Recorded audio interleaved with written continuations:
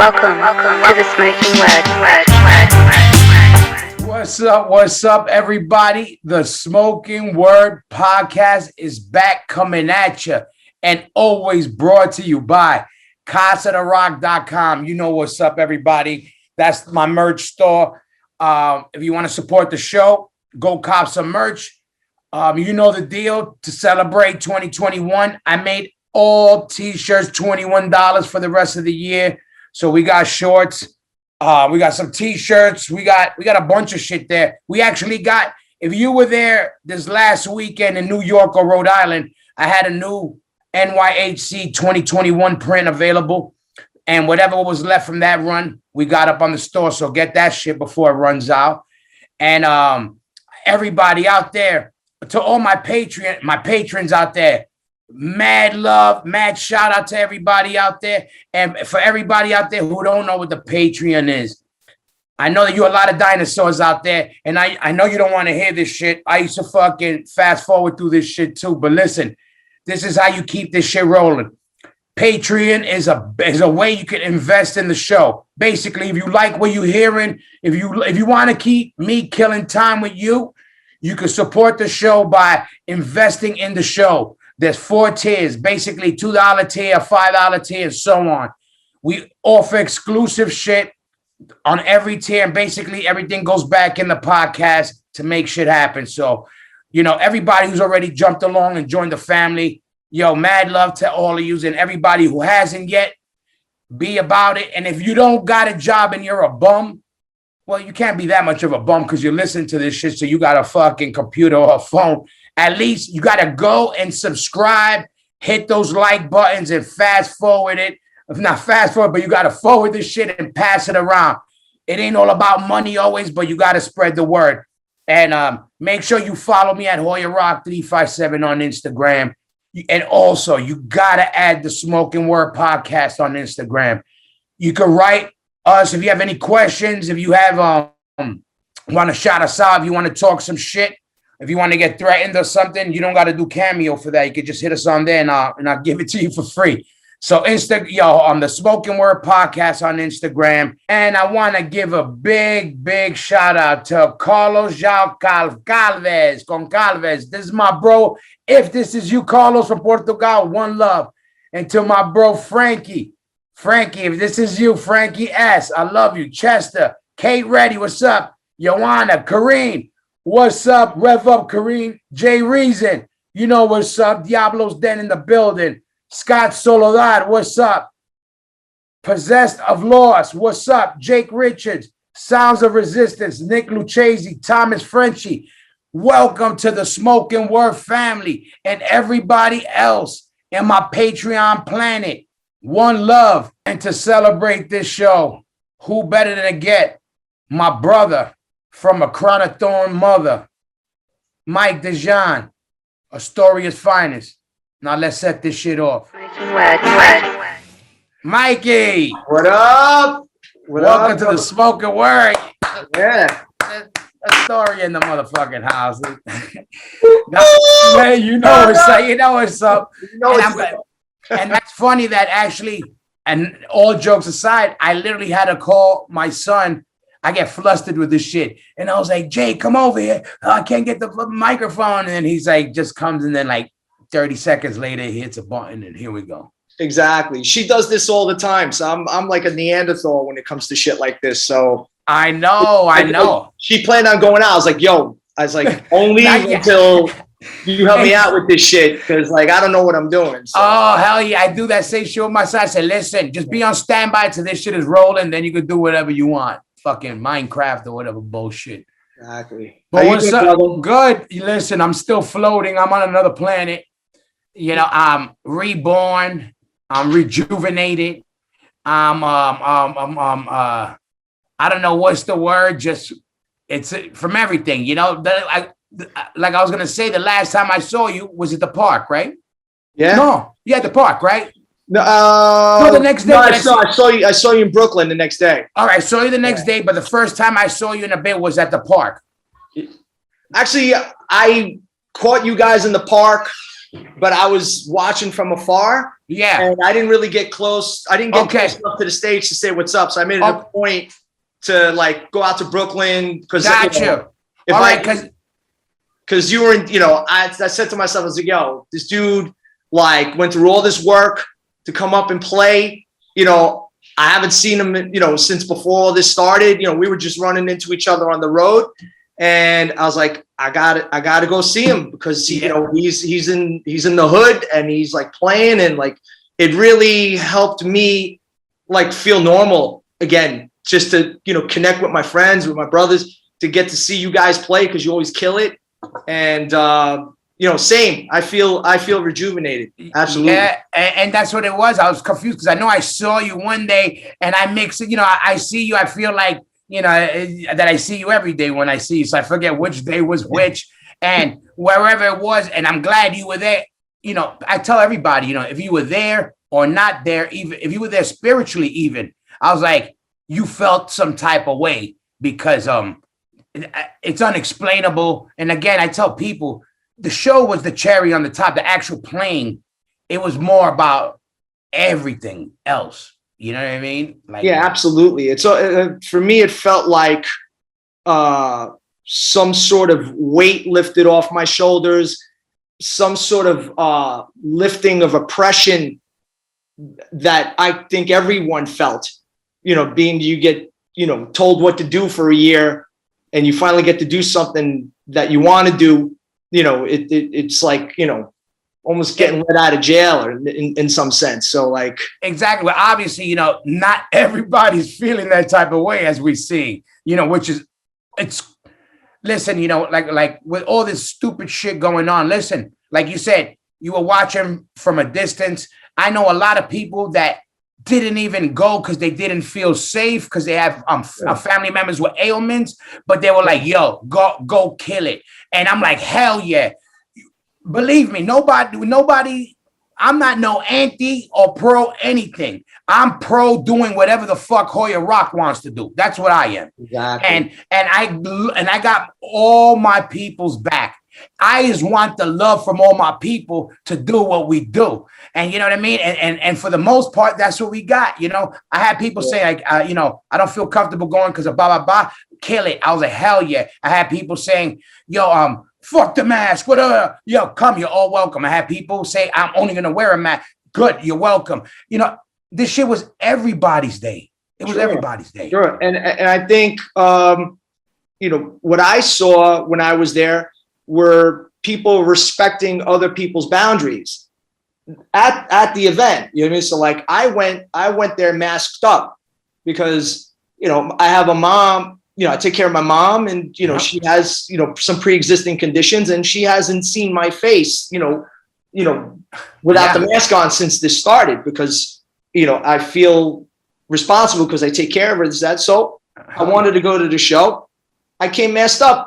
No one came up to me and said, hey, what the fuck are you doing with the mask on and this and that. Everyone was respectful. I've even told people, hey, I'm taking care of my mom. I had people put masks on just out of respect, Yes. So like, I feel like where all this scrutiny is coming from might be a little bit overblown because, you got to ask, say, all right, if, whoever's like popping shit, if it was a band, say, that they liked or something, would they be saying the same thing? Yeah, it'd be would it, if it served you in your way, would you be saying the same thing?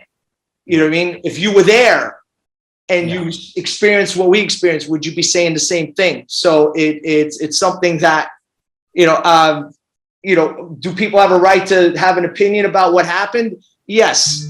Absolutely. Hell yeah. Everyone could say what they want to say, but like, going in hard on something, that is going on daily in New York. And then, just timing wise, they announced like 3 days late. They announced 3 days later, they're just going to open the whole city up now. Yeah. And then it's okay. Then it's okay. Then it's okay. So it's pick on the shit done by the people for the people is the people that the people themselves are turning on. It's a joke. Right. It's really funny. and it's funny and it's fucking sad that there's fucking our world is connected to that shit. You know what? My daughter's a frontline worker. She teaches pre-K in New York City public school. Salute to her. She puts her ass on the line every day, and she comes home, and we live together. So we're risking our ass every day. So like, and then like you know, why can't I go to a show masked up and enjoy myself every day? It's your choice. You know what I mean? Like it's your choice. My choice. My choice, and you know, and I respect other people's choices. You know, it's just, you know, I think for what went down, you know, everyone was well behaved. You know, it was beautiful. It was beautiful. The word is beautiful, and it's punk and it's hardcore. You know, since when is it supposed to be a conformist society? That's Mike. If any part kills me the most, is that part. The motherfuckers are siding with the government. Forget your whatever beliefs, but they're siding with the governments coming from our mother, meaning the scene we come from was built on do not follow them. Make your own opinion on things. You know, open-minded thinking. Listen to everything and then make your own opinion and make a move on it. Yeah, exactly. I mean, like that, and maybe siding with people that are popping shit on a message board too. You know, like, you know, say like, yeah, like that's fucked up, and then it snowballs. Yeah, that's fucked up. That's fucked up, and you keep saying it. Again, people have the right to say whatever they want. You know, but you know, the scrutiny, I just think is just under a microscope. And where do you draw the line? You know, how much are you risking your life going to, you know, Home Depot with 600 people in it? Exactly. You know, like, or doing daily things in life. It's all right for that. Or doing this. You know, how many people have made bad decisions with their life because of this situation, because they can't go and do stuff like this. Our culture keeps people that have borderline problems, keeps them sane. Absolutely. But they have this as an outlet, and you know, and it's been taken away. You know, so like, and that park and that show was proof, because as far as you could see, all I saw was happiness. Yeah, absolutely. I didn't see one miserable person in that place. Number one, I never seen that many babies in years with their families that were there for the show. I never seen that many Black kids and Spanish kids in many years. All punk kids, like the new generation. Listen, I'm getting goosebumps right now, Mike, because to me, I see the new generation. That generation in front of me was making me proud. These other clowns are, you know, it's sad that people are going to associate them with our world. You know, not that they don't agree with the show itself, but what I don't like is how they automatically make it some white power shit, some anti-woman shit. I'm like, motherfucker, if anything, we're pro-mothers. We are all gorillas that were raised by mothers. That's what these dummies do not understand. Right. We have daughters. You know, they don't know that because, you know, they know, they see a video and they go on, Down by Law video, you know, Crown of Thorns video, blah, blah, blah. Oh, these guys are me, and yet they don't know you have a fucking, exactly, you're taking care of your fucking mother. You have children. I'm a single father. I take care of mine. They don't know that. Yeah. They just want to run. And they don't dig deep into what our culture is in New York. You know what I mean? Like like, if you want to, like, we didn't tolerate any of that white power shit. Like when we were kids, real Nazi shit. They were actually made an example of if anything flared up, like in Queens or the Lower East Side. You know, it was not tolerated because it was our family is multicultural, and you know, so if you're gonna take what someone writes and labels that event as that, like, you're not really understanding of who we are.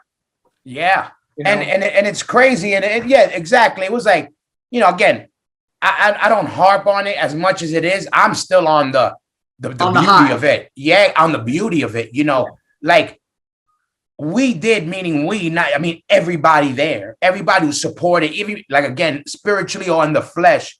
What we did that day was what every generation wrote about and claimed what they would do if the situation came. Sure. We did that shit. That's the thing. I'm the fucking proudest of my fucking scene ever, Mike. Like I tell people, I feel like the Hulk. And that's because from the people, from the scene, from that day, from everybody, like, I showed my son that. I said that on the last podcast, I think with Jimmy. I told my son, listen, look you see that? This is what you got to do. This is something that we believe in. And this is what your father does. Because I want him to, when he gets older, to be like, my father fucking steps up for what he believes in. And what I believed in was my family. And that had to do with my family, because that's what feeds my family. People don't understand that. They're telling me about, like, I'm not, that how I'm looking at my disconcern for life. And I'm like, disconcern for life. First of all, I changed my life because I need to extend my life. People don't understand when I fought for life when my wife was dying. Because people don't understand like what I did for life. I'm a single father. I know what life is more than what it is to want to live more than anybody. I wouldn't do that to watch kids mosh. Right. But I did it for my legacy. As far as my son's going to know what I believe in, I'll die for it. And I wasn't going there to die. I was going there to live. That's the difference. Exactly. You look great, by the way, brother. You look fucking amazing. I'm so happy for you. Thank you, Mike. And like, and I know personally the work it takes to do that type of transformation, the type of dedication. It just shows you what your work ethic is and how much when you make a decision that you go and do it, because you do the same thing. You applied what you do with your touring work ethic and applied it to something else. Yeah. So it's a reflection of who you are, dude. Exactly. And that's what it was like, obviously for me, it was it was for my life, to extend my life for my son, because the way everything went, everybody know the story, because my mom's passing, the COVID and all that shit. But like I was telling everybody before, I've been lucky in my life that I've met plenty of beautiful, smart women that were not interested in my abs. So I never needed to worry about my physique when it came to the opposite sex. But so it was never a thing about, I want to, get, in shape for this. I knew I want to get my health in shape, Sure. You better watch now, though. You're going to, you're gonna get a call for the next Menudo reunion. Listen, I got my banana hammock. It's fucking hanging on the door as a reminder to get ready. So yeah, watch out, ladies. But and then just how it is. You find something, and when you have a reason to do something, you do it. And for me, my sons are everything, and that's all I need. That's a wrap, Absolutely. So I'm glad, but the same shit. What I was going to ask you is, so before this, you've been home this whole time, right? Yeah, man. Are you working? What have you been working, and are you able to work out of home, or what's the deal with that? I've been working, sporadically on movie sets, like building sets as a set carpenter. So when how long you been doing that for? On and off for about 3 years, but my friend Chris, who's in that industry as well, and his girlfriend Sarah, they're in that industry, and they had suggested to me that it would be something that would work for me, being that I had, all of a sudden got really busy doing music and being on tour all the time. And he says it's something that you could do, in between music, and it won't tie you down, because it's sort of on-call piecemeal work. So I tried it, and I latched onto it pretty good. So when the COVID hit, I was on a set for some miniseries. And, they shut it down, and there was no work for, 10 months. Yeah. So, so I shifted gears and then Sophie had moved back in because she was bouncing around. And, when we thought this situation would be pretty serious, that this home would be best for her, and it was the best thing that ever happened because, that she's an adult now and we're hanging out as like roommates and I wasn't alone, through all this. So I started cooking. I got my cooking game up. My yoga practice sort of came to a halt because my studio closed down and I had been going there like 6 days a week for years, so that's like a major part of my life. So I had to shift gears with that. So I, set up a little gym in the basement and in the yard, started working out there, and then found out that a couple of homies, the hardcore homies, wanted to start doing some cycling in a small group and just keep it like this small group. And we did it all summer. I saw that. That was dope. That was dope. That was great. That was great. And I felt like I still had my community, my family there while nothing was going on because we have the same things to talk about. So we'd ride 30 miles, take a break, talk hardcore shit. Talk smack, this and that. And that was great. And it carried me through the summer. And I was doing like 100 miles a week on the bike. Sometimes I go out by myself, go on some long rides, and did some fixing up around the house. Did the yard. So work wasn't really on my mind because I'm spending all this time with my kid again. Which when I was just younger, all I did was work. Music and work, and we'd only have connect time at night. So this was actually a blessing. A plus. Yeah. Hell yeah. It was a plus for me. So, so doing small projects, work here and there.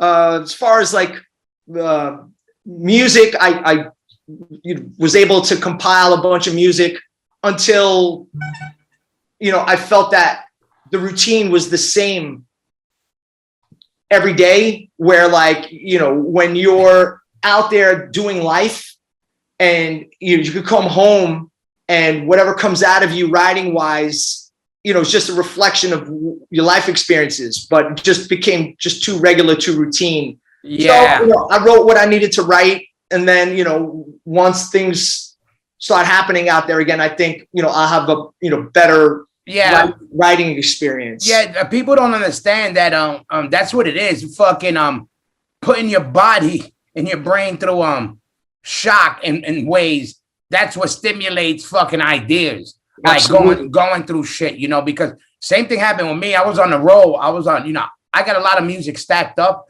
but I hit it where and I don't even want to say a writer's block, because to me, writer's block is kind of bullshit. It just means you need a break. It's not a block. A block means, you just got to slow down to rejuvenate. It's not stopping anything, or else you never had it. Like, one of those, you know what I mean? It's just one of those things. You just got to recharge. Everybody needs to recharge. Absolutely. And part of it is that because I think because, man, this weekend, again, just playing, again, more than the actual stage time was just being around my people, the same people I don't know, but our people in our world. That shit got me recharged. That's what I've been saying, man. I came back, I was like, wanting to fucking write more music. Like, I got more ideas on what I want to do. I'm angry in a good way, like motivated. Inspired. Yeah, inspired. Yeah, I got inspired from all the motherfuckers there this whole weekend.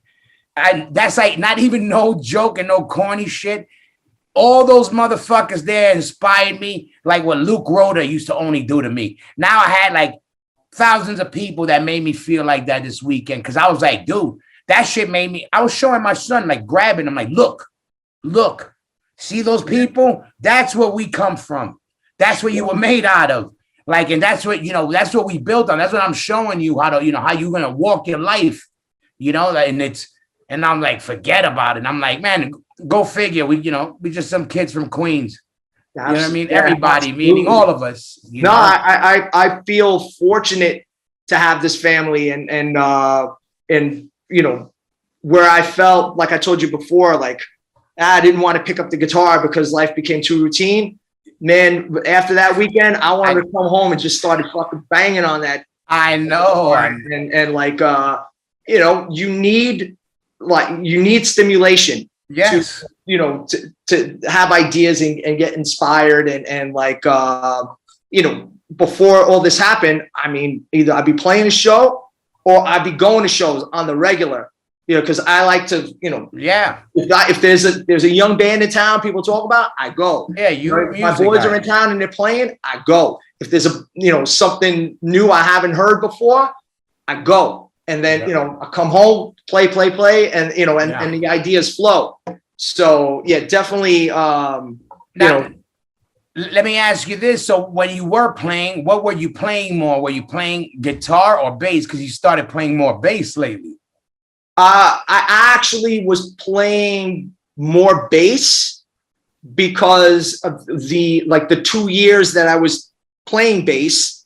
I had finally got settled in with like a bass player's mindset as to where when I started gigging playing bass, it was all about, all right, I got to get this Age of Quarrel set down and I got big shoes to fill. Yeah, so I got to play around. I got to get all the fills down, you know what I mean? And I was tapping from, like how Craig played the set and how Harley played on the album. So it was more about like not making mistakes. But then luckily I'm playing with Mackie, who's, just a natural R&B guy. Yeah. And he's telling me simplify, lay back, hit on the one. And then, you playing gig after gig after gig. You find your spots. Yeah. I found my spots. I got really comfortable. I knew how to like just get good spring out of out of one note and just letting it ride. And I finally felt like after the first tour that I was comfortable. After the second tour, I felt like a bass player. Yeah. So I tell people a bass player, when you got that bass player state of mind, it's like it makes the clit this big.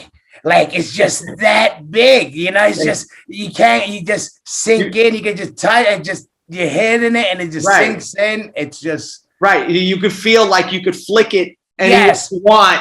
And you'll hit the sweet spot. Exactly. That's because that's what a bass player is. I tell people it fills in the gaps. I go, that's what a bass player is, like there's bricks in music, but the bass player be that cement that connects those bricks. That's what it has to mesh everything. And the good bass players hear that and learn. That's why, it ain't always about being busy as a bass player. Not always, and like sometimes simple, you have to learn how to use air when you're a bass player.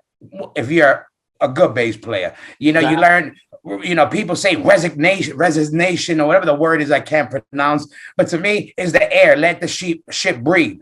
When you let ship breathe, then breathing is life, right? That's some yoga shit, right? Absolutely. And then like, playing, like doing these like theater tours with like Killswitch Engage and Clutch, where you have the dope monitor mix every night, you could actually walk around and pick your sweet spot to get a note to stretch out, to get some sustain. Where like, I never thought about that as a guitar player, because you just go like this and the sustain goes for miles. But if you're not aware of it as a bass player, it could just drop and go flat. Yes. And then and then you're not filling up the room. You need to fill the room. Yeah, and you're right. And what's good, what it is like this. I tell people, I was like, what I learned was this is how I see my band. I see us, we're special forces. I'm a Navy SEAL, Freddie's, a Green Beret, Mikey's an Airborne Ranger, and the other Mike is, whatever the other thing is. And I said, I ain't going to tell you how to do your job. You're the best at what we feel you're the best at what you do. That's why you're in this team. So the objective is this, do this. Now do it at, your special forces. So go. Now, zoom, you go. You go. I know what I got to do. And with that mentality, I think, you could still be you and everybody feels like, to be cohesive. Right. Like you're a crack unit. You know what I mean? Like everyone has their specialty. And when you're all doing it together, you hope it works out. Yeah, exactly. You're special ops. Now, let me ask you this. All right. So right now, so you're one of now that I think about it, you probably fall in that category of some of the hardcore dudes that were in 100 bands. So let's start from the beginning. Just give me the rundown from the first band. I mean, official band, All right. So the first official band I was in was a band called Show of Force. So that's your first official. Okay. First official band. Yes. Real quick. And I want to talk about Show of Force. Cheeky just reminded me that he had sang for the one Super Bowl show when Randy was your singer, right? Yes. He couldn't sing, and you guys asked Cheeky, which I totally forgot about, and he reminded me. Yes, and he killed it. Yeah. It was. You gotta get a video or something of that shit. I don't know if there's anything I know about that. All I know is that was the first big show I ever played. Wow. So it was I was there, so I saw your first big show. That was my first big show.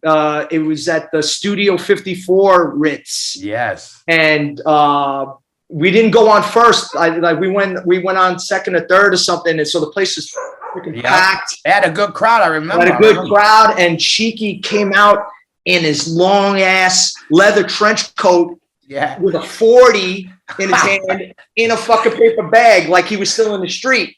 So he looked like some dude some homie that just rolled in off the street with a 40 in the bag and just started killing. He killed it. He literally killed it. And the place exploded. I had never played a show that had that many people go off for one of my songs before. So he killed it. The band actually broke up right after that. Oh, really? Yeah. I had the demo, and I remember you guys had a good demo. It was well done, produced, it sounded good. It was I remember being damn, that shit sounds professional. Yeah, it was actually at some dude's basement in New Jersey. But you know what it was? You guys could play. All you niggas could play. We, with Demise, we had the right attitude, but we sucked. We got better as we went, but we had the right balls, but we weren't there. We weren't, no finesse in the studio, really, at first. Actually, we had Franklin Ree, who's he's Jackson Heights, Queens OG. Yeah. He's probably responsible for these major bands that I was in later, because I met Franklin through Randy. He went to Bryan High School with Randy. I didn't know that.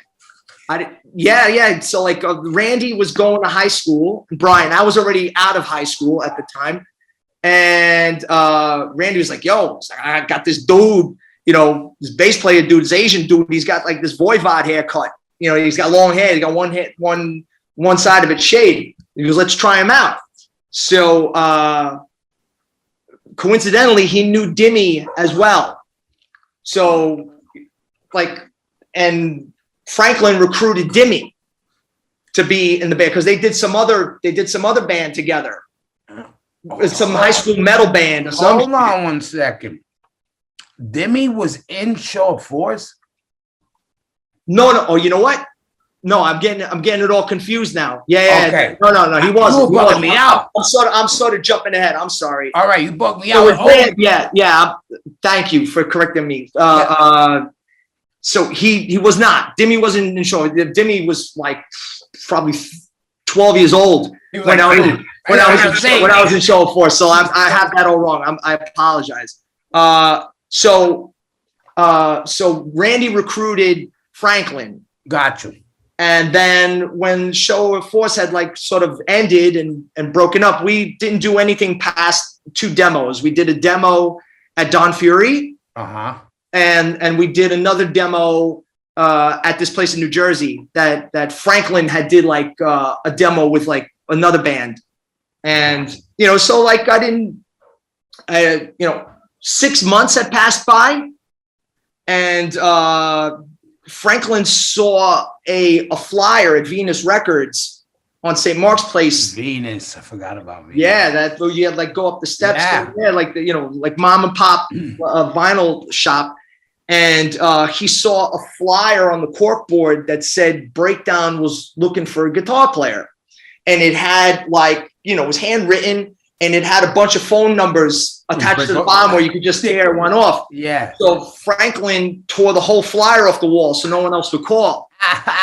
He's always been a little slick fuck, right, Franklin? Yeah, it's shady. Yeah, shady. Yeah. So he calls me up. He's like, hey, Breakdown's looking for a guitar player. He's like, you like this band? You're always like playing that demo.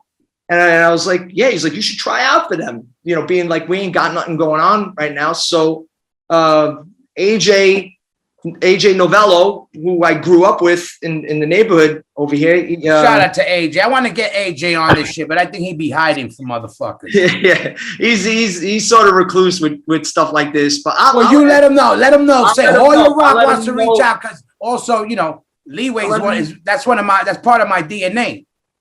Yeah, I tell him that too. You know that. Absolutely. I told him, I said, Hoya's always blasting Leeway, and yeah. I'll let him know that you just put him on blast. Yeah, hell yeah. So AJ, he had the 7-inch at his house and gave it to me to practice to. So I auditioned like 2 weeks later. So like not even like 3 months after Show of Force had broken up, I was in Breakdown. Oh, wow. Like and playing gigs, and there was a totally different experience, so like I so you didn't know none of them before that. It was just basically you ripped that off. You met them then. I met them then. I knew who Jeff was, and I would see him around at gigs, but not hang out really. No, we didn't hang out. Yeah. We didn't hang out. So I was just meeting that lineup at the time. It was he was putting a new lineup together that was just after Where the Wild Things Are.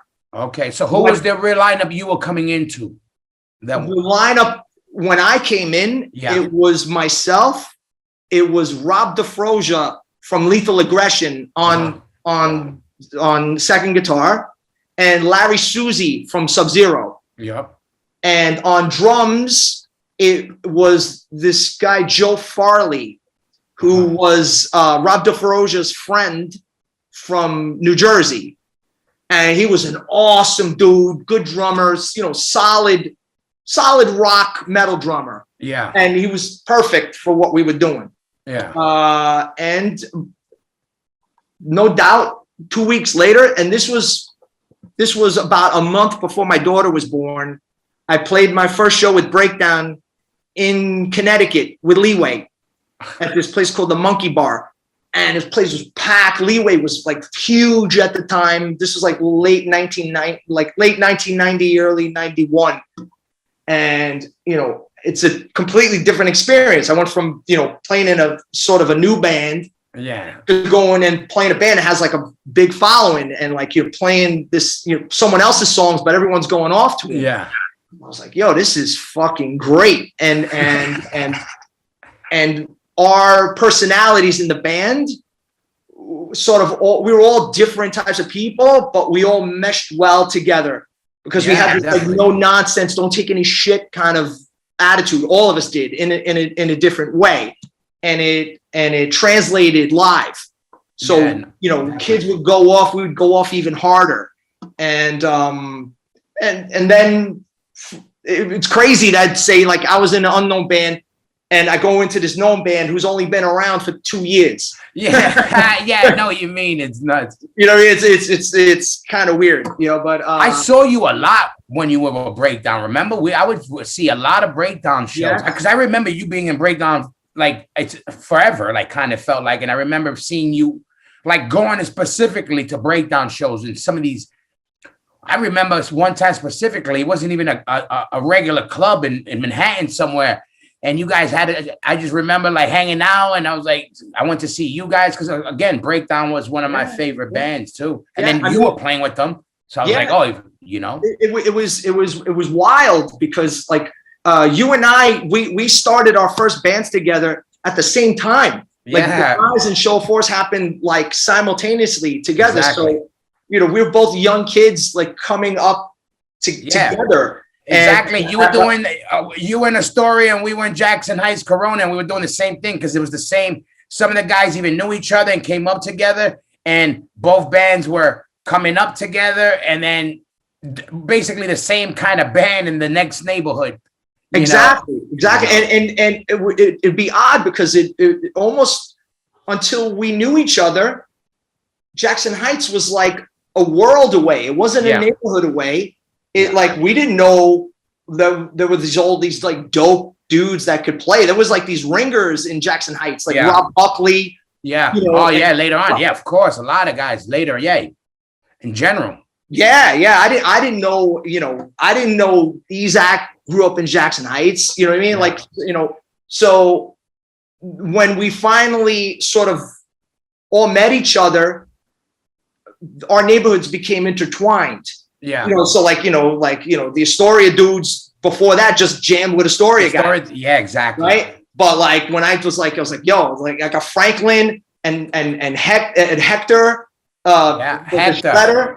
Right. I remember Hector. Oh, I fucking forgot all about him. I was like, yo, and I started like jamming with him. I was like, yo, this guy shreds like fucking, like Kirk Hammond and Slash like combined. He was only like 16. So I was like, I'm jamming with these motherfuckers. Like I don't get Astoria. So we started like cross-pollinating neighborhoods. Now everyone's jamming together. And then that rehearsal studio opened up in Woodside. On the ground. And that was our spot too, That was the Mises spot. Like my whole shit was there. It was the spot because it was like probably one of the dopest studios for a good price in that area, Sure. Yeah. I think because like the guys that ran that place were like in bands. Yeah. And wanted to make sure that it was sort of not like a dump like everywhere else we were like. I know that was like the first time we had real amps in the expensive room. Remember they had half stacks and the big metal drums. We were like, whenever we came into money, whenever we did a little extra curriculum activities, we pay for the extra room. You know what I mean? Yeah, man. Yeah. So like, so that place was almost like if you would like equate that to like a bar, that would be the watering hole for everyone in Queens because they were all going there. So our era for networking with each other, and now this guy's jamming with that guy. Franklin is jamming with Oceans of Mercy. I'm going into other rooms and just sitting in, just jamming out. What are we doing? We're hanging out a little while after rehearsal. All right, good. I still got my guitar on, so I'm jamming with dudes that I would never find myself jamming with unless that place was there. Yeah. Oh man, that was like so many memories I had of that shit. Like we would walk miles in the rain to rehearse. We're like, to rehearse, you got anything to be in that to make noise in that fucking room. Sure. The shit you would do. It's like having shelter to do what you need to do. Yeah. It's like insane. Now let me ask you this: what was the first band that you did any real touring with? Was that what Breakdown? Because Breakdown toured, but they didn't tour. They toured locally always. Yeah. So we did like the East Coast up and down thing countless times. Jersey was a real stronghold for us. For some reason, like these Jersey kids loved us. So we played there all the time. White Trash, Jeff, it's kind of, kind of say, shout out to Jeff, the OG. Yeah. I mean, he had a way with the crowd that there were certain towns where they were coming out because they knew his type of slapstick humor. Exactly. They would come out for that. And so that you're right. We didn't do that kind of touring. So like the first real tour I was ever on was with you. It was this 95 European tour, Madball and Crown of Thorns. And, it's something that was so life-altering for me. And for me. We still talk about it to this day. And for me, too. 25 something years ago. Because for me, too, remember, that's I remember that shit. And again, that was like for us, the first time we were able to go out with our boys. Like, okay, we were cool with everybody else we've toured with, but that was literally our third European tour, fourth European tour. And now we had the chance to be like, yo, we want to bring these dudes out. And I'm like, well, we're rolling up all our boys. Like, get out of here. Like, and we're gonna be in a bus or whatever, and we're gonna tour around Europe. Get the fuck out. Like, I didn't even believe it almost. Neither did I, and it happened so fast that I didn't really have much time to think about it. I know. In terms of like, of course, yes, right? Yeah. When you're asked, but like things were happening so fast. I think we were only a band for 6 months. We were around like I think our first show was in '94, Crown of Thorns, and things had just snowballed so fast. Within less than a year, I found myself in Europe with Madball, my friends. Hold on one second. No problem.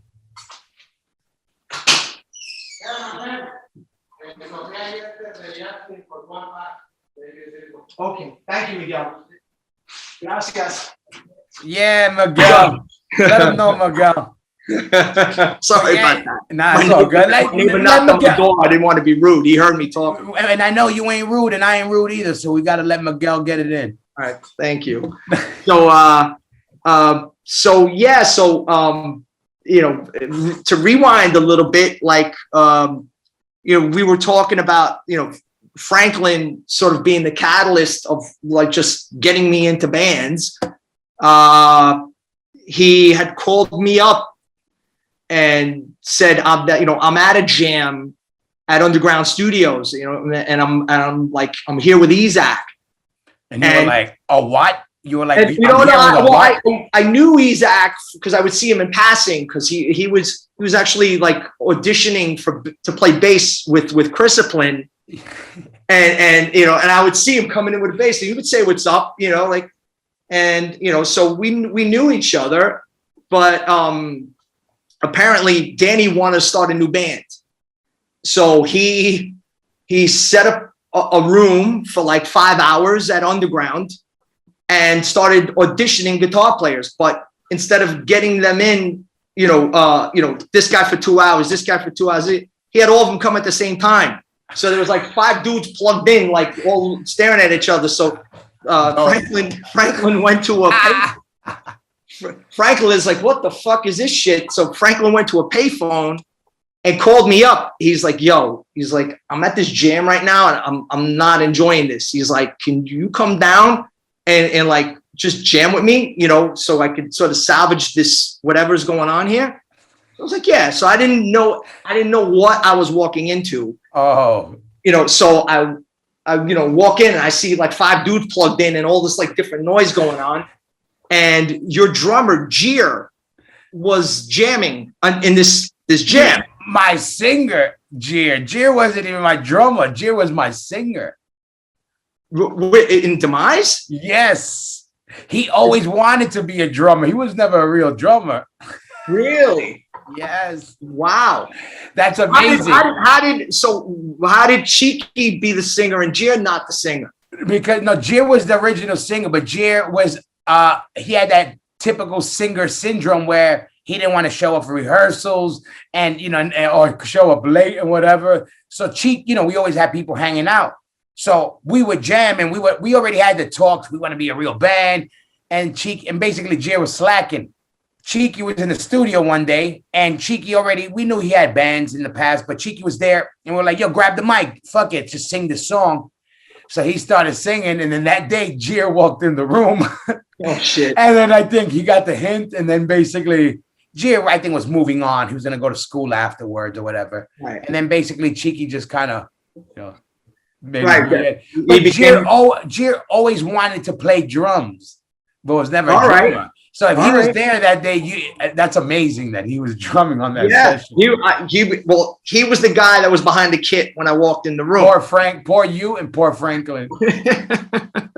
I love you, Jeer, but not behind the drums.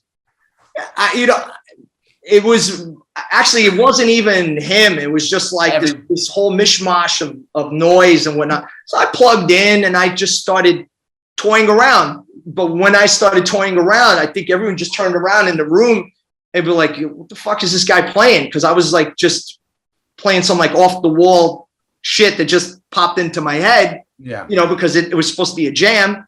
They all end up sitting down and watched me, Franklin, and Jeer like hash out a song for 2 hours. Because everything sort of just calmed down. And I didn't even think they cared that whatever, they weren't getting their gig. I think they just sat down and enjoyed whatever was happening, which was cool. And I actually wrote the first Crown of Thorns song at that jam, like Mental Masquerade. That was the get at it. And you wrote that was the very first Crown of Thorns song, and I wrote the music to it.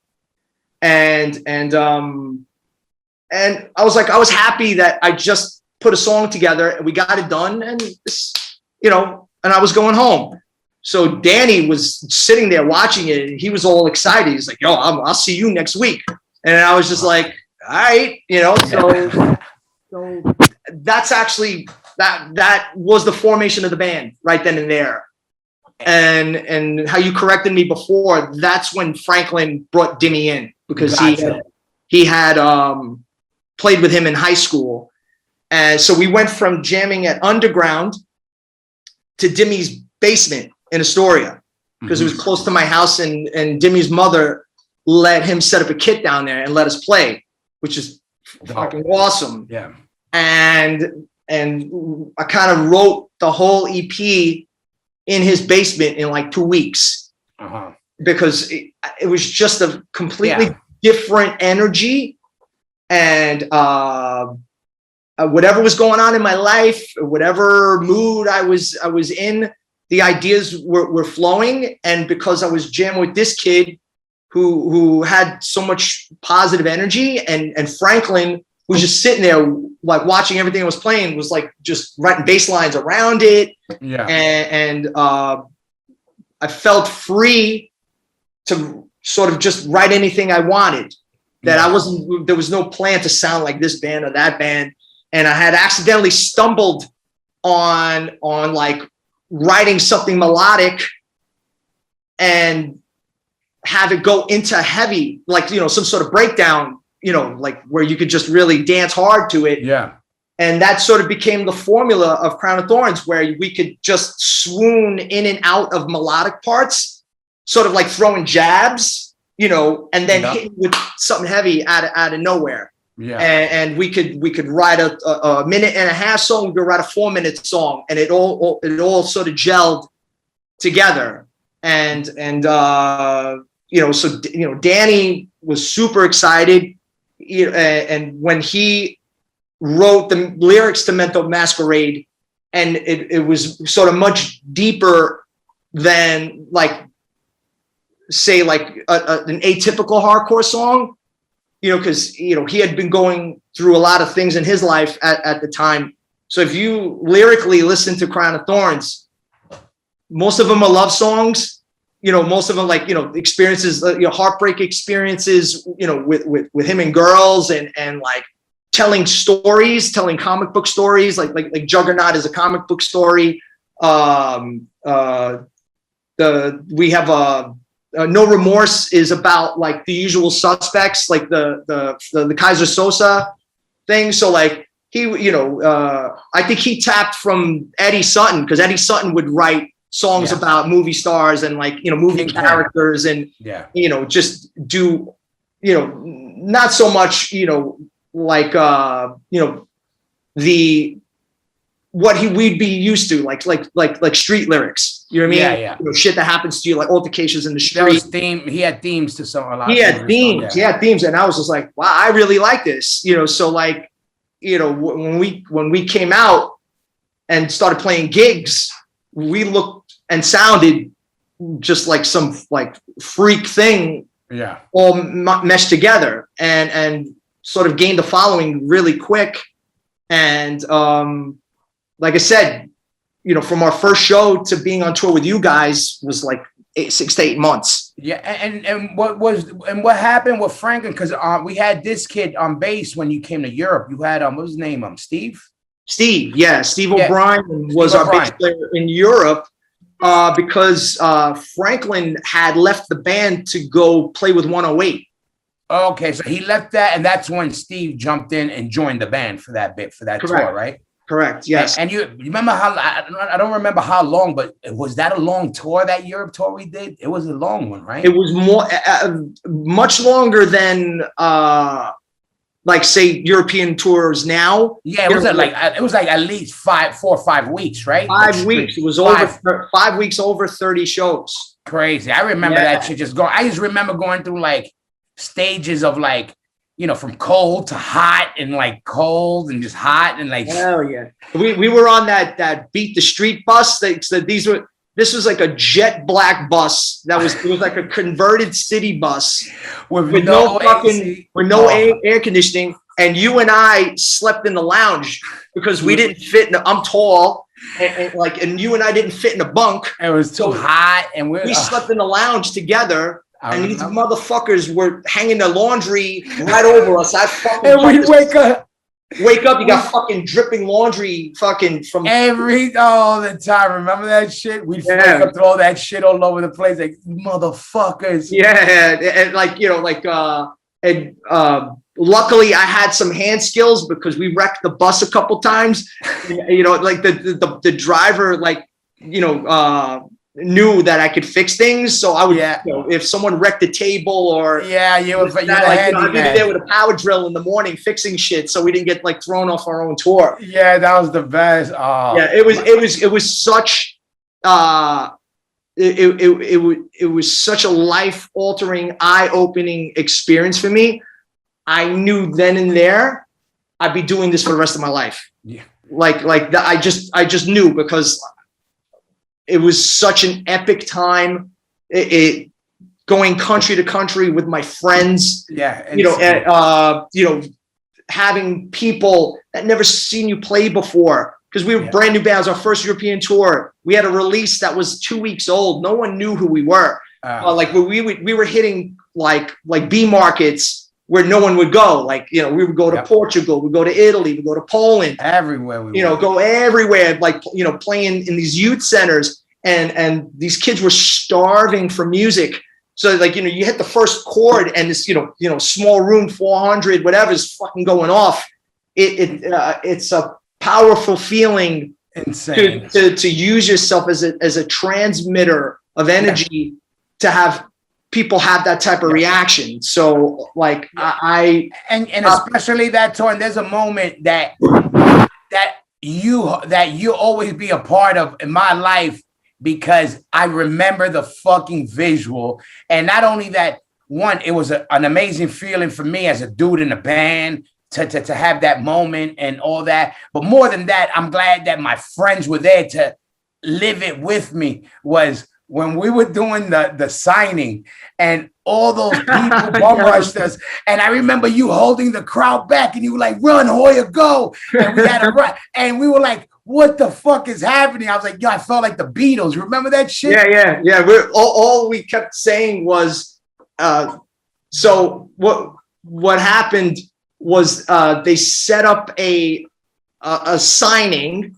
They made like a few thousand Madball baseballs, and they set up like a school bus, where people would come into the bus. You guys were sitting at a table. You'd sign the baseballs, and people would leave the back of the bus.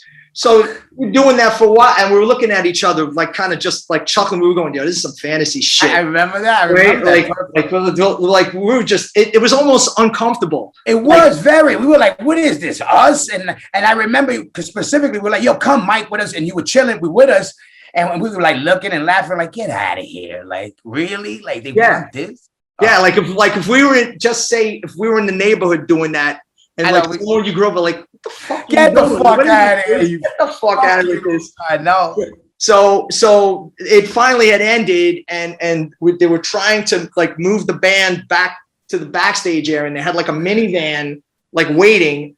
And as we were leaving, a fucking crowd rushed the band, like you said, it's like some fucking Beatlemania shit. and I'm like I put every ounce of me like to try to like hold them back before I got like overrun. Oh my! And we hopped in the van, closed the fucking door, and there were people like banging on the windows, like you couldn't tell if it was like some fan shit or like some zombie shit. It was amazing, and like just that moment, like obviously, that those are moments that they happen rarely. Obviously, but it was such an amazing feeling, and to have you guys there, that was the best part. Was I remember looking at you specifically when you like holding them back, you like go, and I'm just like, get the fuck out of it. And then the next day we're playing some squat, like it's a fucking dirty, like flick mites off the arm and shit, But that was such an amazing experience and definitely gave me the bug to want to do that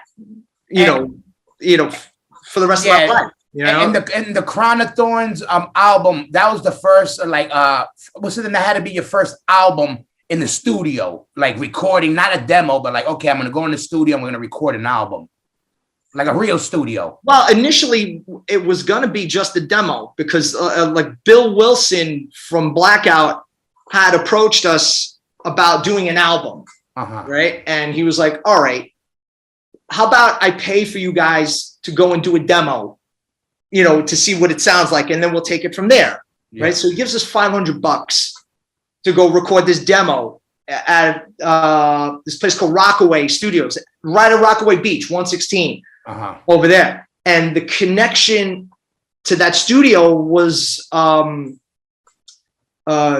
Newman from Sheer Terror, the guitar player. Of course, yeah. Right? So he took a liking to us. He's a great guitar player. Yeah, good real smooth player. And he had his sound dialed in between him and that dude Cheeky, who played that Spectre bass with no fucking headstock. That dude was nasty. So like like these guys, I looked up to these guys and was really shocked that they liked us and that they took us under their wing. So like, so Newman was like, hey, you want to sound good? Go to the studio. I know the engineer there. There's like some real gear. So we booked the time there. We recorded the demo, and then Franklin took the rough mix of the demo and brought it to Steve Reddy from Equal Vision. And back then, Equal Vision was just signing like Krishna related bands, religious bands. Something like us was not even considered. Steve listened to it. He's like, I love this, and he goes, I don't give a shit. I'm going to do what it takes to put this out. So what he did is he reimbursed Bill Wilson for for our demo time, and then threw in a little bit more money for us to complete this demo, which became our first album. Train Yard Blues. So we went back in the studio. We brought AJ with us to produce it. I actually went to see you guys. I don't know if you remember. I went to one of the either a mixing session or something, because I remember AJ was there or Isaac was tracking, and I remember I went by and I remember that lady. I was like, wait a minute. I remember jumping in, visiting the studio. I remember you being there. Yeah, because it was the tail end. Like it was sort of like, the mixing was starting, and I just felt great because I just felt like my friends were behind it. Yeah, and that like the engineer was behind it. AJ was behind. AJ was there. Yeah, and you know what I mean? Like he was sitting there. He was like, wait a second, these are good songs. Let's like make this sound great. So he was sort of really militant with the engineer to try to get like a certain sound across. Yeah. Because the engineer was new to hardcore. He didn't know anything about it, which is sort of a good thing. Like, if you want to have something. You got virgin ears, right. Exactly. So you could direct a guy like that to get it to sound the way you want it to sound. And so, you know, Newman told me, he's like, hey, this guitar amp you're playing out of here, that shit is garbage. He's like, you want to sound for real? Play this. So he like gave me his dual rectifier to play. And when I plug my guitar into it and I hit it for the first time, I was holy shit. And I was able to like walk back and forth and like sort of control the sustain and the feedback and then just be able to get licks in, you know, because the Crown of Thorns riffs are sort of like very busy. Yeah. And I think that was a wild card for the sound for that record, because we had all these like heavy hitters that had a vested interest in us sounding good. And we feel that we're in the room with these guys and we can't let them down. So all that group effort will end up being like the final product for the Train Yard Blues release. Yeah. And you could tell because the album, you know, it sounds big. You could tell it was well thought out. That shit wasn't a rushed album. You know, you could tell. We just sat and, you know, and really dialed it in until we were happy with it. And I don't know, that the record in total costs like under $2,000. Like, so that, you know, that was a real like confidence booster for me to go into the next album where I'd be like, yo, like if I could do this, I could fucking top that.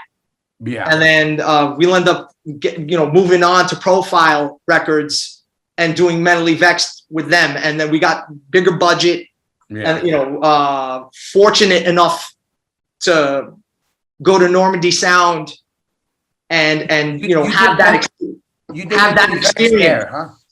Mentally Vexed was recorded in Normandy. Yes. I didn't know that. And if I did, I forgot. Yeah. It was sort of, it wasn't going to happen because we didn't get the budget that studio is usually accustomed to getting.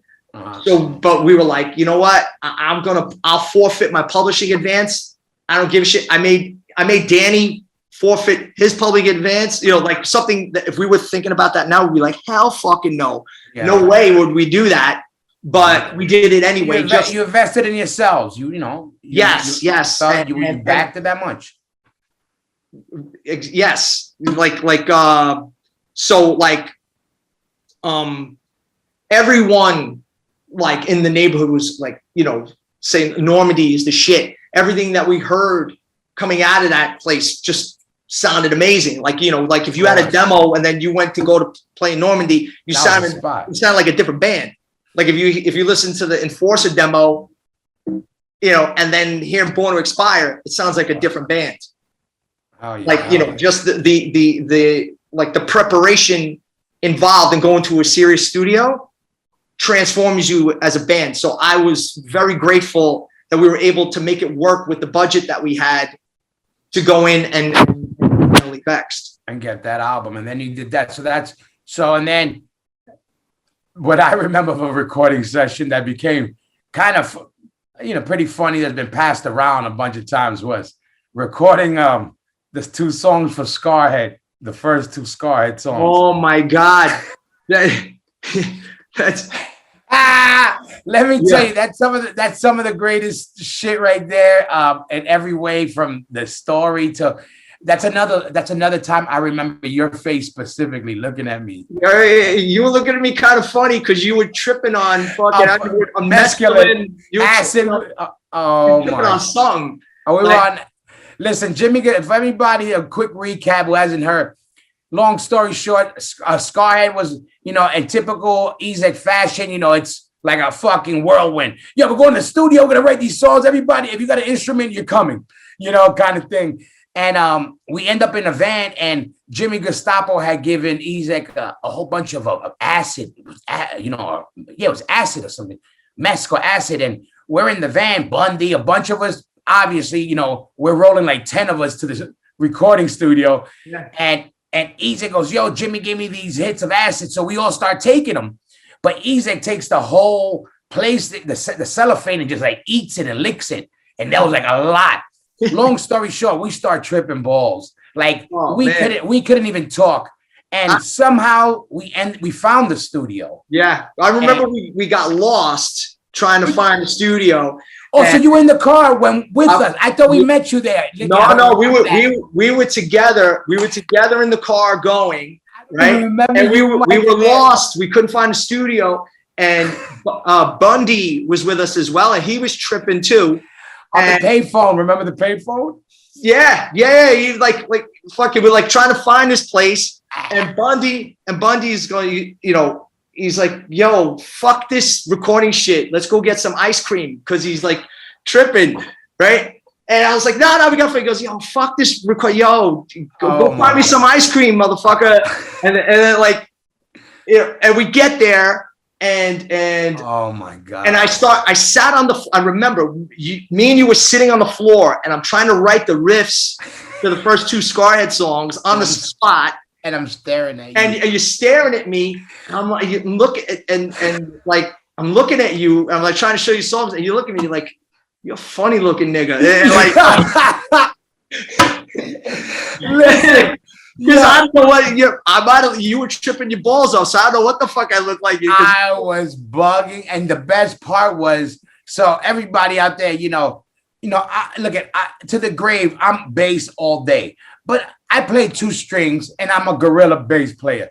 At the time, I had bought, I went to the store and I seen this bass that said, yo, let me check it out. It was on sale, and I grabbed it. I go, whoa, this neck feels fast. I feel like I could play smooth. Fuck it, let me buy it. What do I know? Well, long story short, I learned it was called a fretless bass. Well, I had to learn. You the one who showed me what I had to do on that recording. So anybody who has what was the name of that compilation? I think it was the New York's Hardest. So if you have the Scarhead, New York's Hardest compilation with the Scarhead tracks, those two songs, we are heavily, not Mike and Demi, but the rest of us were heavily under the influence of acid. And I had just got a fretless bass that I did not know how to play. And I remember this part. You told me, you were like, oh shit, yo, fretless, yo, that's dope. Yo, you crazy. And you were like, yo, so you gotta play the lines, right? And I said, what? And you were like, yo, you gotta play the lines, because since there's no fret, you told me you gotta play and I was like, oh my God, and I gotta record. I was like, and then the answers, and that's why I was like, what the fuck is going on here? And the beauty of that is that we utilized the fretless, because in one of the songs, there's a breakdown, and you went rude. Yeah. It's like mad. It sounded so fluid because it was a fretless. Yeah. That we actually, it was just one of those nights that. Like, I didn't plan on it. You didn't plan on it. Danny has a name for a band and recording time with no songs. And I'm just like, yeah, that shit came out hard. It did sound great. Fucking balls. It has fucking balls. Big time. Yeah. We did a couple of gigs, afterwards. Yeah. It was fucking fun, man. Yeah. Hell yeah. And then, okay, next band. What's the next band after that? Because there's still a couple of bands in the Mike Dijan experience. So there was sort of like a low period between like 93 and 95 where there wasn't much going on. I think like when like Madball, Crown of Thorns, H2O, District 9, Fahrenheit, like these were the new bands that like by the time 95 rolled along, like New York was like cranking again. Yeah. So around like 96, I reformed Breakdown again with Jeff, because when there was nothing going on, we sort of did a hiatus. I dedicated all my time to Crown of Thorns. And then the second wave in my Breakdown experience happened, which was the greatest. Yeah. Because I had been to the recording studio twice with Crown of Thorns. I had more experience. I was, work with engineers that made me more disciplined.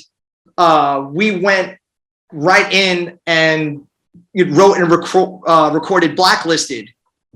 And then, sort of just kept it going. We did 3 albums in 3 years. We did Blacklisted, Plus Minus, and Battle Hymns for an Angry Planet consecutively. and really started touring from there on. So like my first Breakdown European tour was with it was Breakdown, Turmoil. Shout out to Turmoil, my Turmoil, boys. hard, My underrated, boys.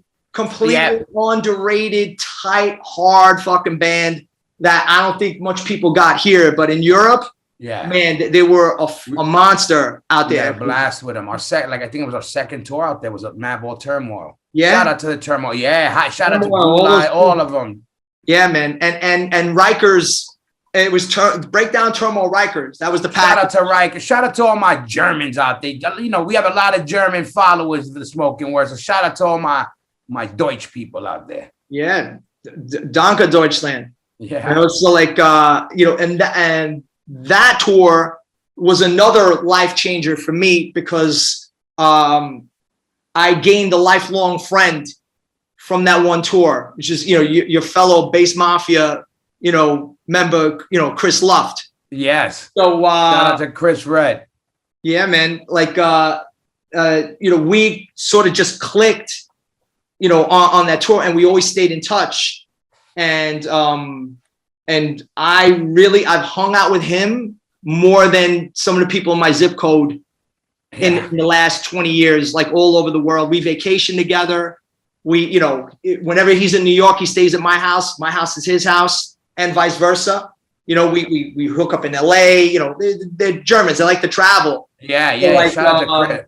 So that, you know, having a guy like that of the same mindset that, you know, he's a working Joe like me, and you know, and he makes it happen. So like whenever I was down and I think I could keep it together, I could always talk to him, but, you know, because we're going through the same thing, you know, the ups and downs of life and trying to keep your music going forward. Yeah.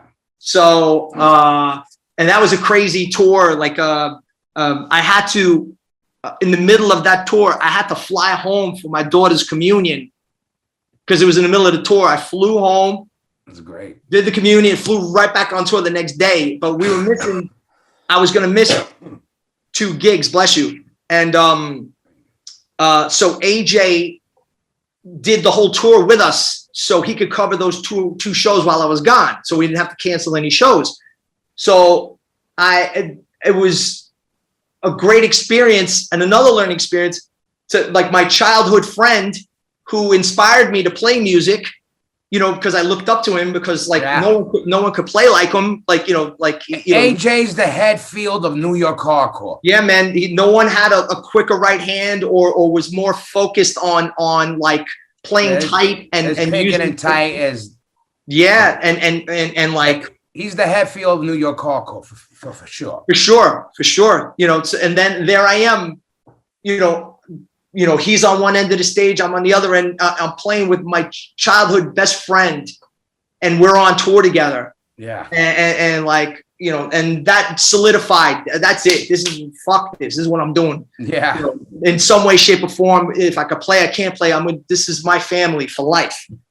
And so that 3 years was busy. We went to, you know, we did 2 European tours. We did a European tour for a month as well with Backfire and Maximum Penalty. Shout out to Backfire and shout out to Maximum Penalty. Yes. And Richie McLaughlin, you know, God bless his soul, who just passed away. He was actually the guitar player in Maximum Penalty at the time. So that's where I really connected with him and Jimmy Williams and Johnny Chow. Shout out to Johnny motherfucking Chow. Buffalo Johnny Chow. Zero tolerance in the building. Zero tolerance. And you know, you go from zero tolerance to playing an MP. I didn't know him. But you know, obviously you know how it goes. You bond with people on tour. And, you know, we'd always say what's up. And then, you know, when I saw him in Stone Sour with Roy, I was just so happy for him. Me too, man. Man. Like so that, you know, we did that tour. We went to Japan. We toured in Japan, and you know, so things sort of fizzled out. You know, around like 2000 after those tours and whatnot. And so I was looking to start a new band, and I connected with Ziggy, Jamie York, who does the photography. Now we did we did an alternative rock band called Kal-El. Yep.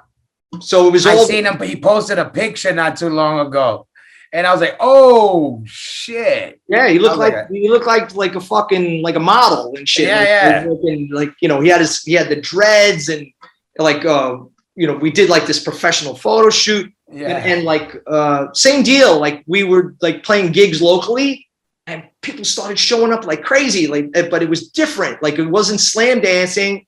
It was like guys, girls sort of like bumping and grinding up front.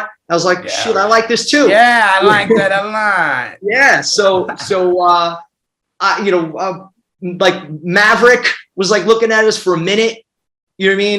You know, we did, you know, so like a 10-song album that Century Media ended up putting out, but it didn't get much promotion or they did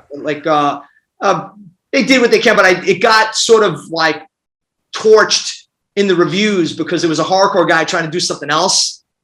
So yeah, of course, people. Yeah, so like so I kind of like I accepted. You know, it was just whatever. I, you know, move on. You know, do the next thing. And so around that time, going back to the Madball tour, you know, the Crown of Thorns Madball tour, Maddie and I were, you know, we were drunk on the bus.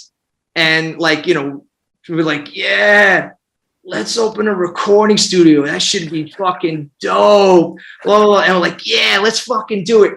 And I don't know, like 2 years later, Maddie calls me up. He's like, yo, like I got this other dude up in Boston, Dean, that, you know, is looking to move to New York. You know, you still want to do that recording studio? So I was like, yeah, why not? You know, so like, you know, we found a spot in Dumbo, and Matt Henderson, your brother from Madball, myself, and Dean, Baltalonis, who played in like 454 Big Block. He was involved in that, like that New England scene, and he was the engineer. So we opened up a studio called Atomic in Brooklyn. And Maddie moved to New York, and Dean moved to New York, and we kept the place open for about 10 years in Brooklyn and in Long Island City. It was that long, 10 years? Yeah. I remember then you moved, and then I visited the other spot also. Right. The other spot, ironically, was a hip hop studio called Power Play, where the KRS-One album. That was Power Play. I didn't know that. Yes, and I was there. I saw when Beatty was doing something for one of the projects there. I stopped by one of the mashup projects you guys were doing, but Beatty was playing with one of these, you know, all-star jams. Yeah. Oh, they were doing. He was playing with Scott with Vogel. Yeah. Like SOS band. Yeah, SOS. When that, I remember I stopped by that studio. They were doing it there. Yeah. So we, you know, we kept that place going in some way, shape, or form, like moving the studio from here to there. And it still exists up in New Hampshire now. So we moved all the gear up there, and like, you know, Dean keeps the studio going up there. So that in the early 2000s, that place took up a lot of my time. And I moved into like doing producing records, and, you know, and maintaining the place, keeping the place going. And, you know, we ended up doing the No Warning record there. We did a couple Sick of It All records there. Like we mixed the AF live record there. And it was an opportunity for me to just have my own place to, you know, just jam and write. So that's when I started another rock band called Laws of Gravity, female fronted. Mm-hmm. That took a while to put together because, like, you know, I auditioned you know, just through CDs and cassettes, a lot of girls. And then through like Craigslist, I connected with Rebecca Haviland, and who comes from like a singer-songwriter R&B background. Yeah, she was killing it too. So yeah, all right. So with her, what was the name? No. So when you first started, it was with that band with her? Yes. And then after you changed, right? Okay. Yes, because like we had written a whole batch of like alternative rock songs because we were both like influenced by Led Zeppelin and Soundgarden, and we wanted to be that sort of heavy, slow, grindy style with a girl with high range with pipes. Yeah, because I was into bands like, you know, like Into Another, you know, where Richie is, you know, very has a lot of range, very versatile, and the Bad Brains, and I love Zeppelin and I love Soundgarden. So I wanted to do something like that. Yeah, and she was more than skilled and willing and capable, and we really clicked well as a songwriting team. So, but like 20 songs later, Dean was our producer, and he's like, hey, you're not, you know, these songs are good, but she seems more suited to like do something more dancey, something like pop. And he's like, you should start writing pop tunes. And I was like, it was something that was new to me, that I was afraid. I was like, I can't write stuff like this. He's like, yo, you write hooks that people remember, you know, in hardcore songs. You're a writer. He was like, just listen to this music for a while and do your rendition of what you think a hook is. Yeah. So I sat home and I watched MTV for like 2 weeks, you know, just like, you know, watching like, you know, whatever was in at the time, like Britney Spears or whatever it was. And did my rendition of what I thought a pop tune would be, which ended up being sort of a mashup between like Lady Gaga meets like Susie and the Banshees meets like Killing Joke, you know, like all these different, you know, influences, because I have influences from the past, you know, or you know, even club music from when we were kids, you know, like hearing like Diamond Girl or you know, sure. You know, so like, so we changed the name of the band. We called it La Valette, and then we did very, very dancey type tunes. And when we started playing them live, people were going nuts. You know, like whoever was in the room, we were playing a small club, we were playing a bigger club, people would just start dancing. And I was just like, wow, amazing.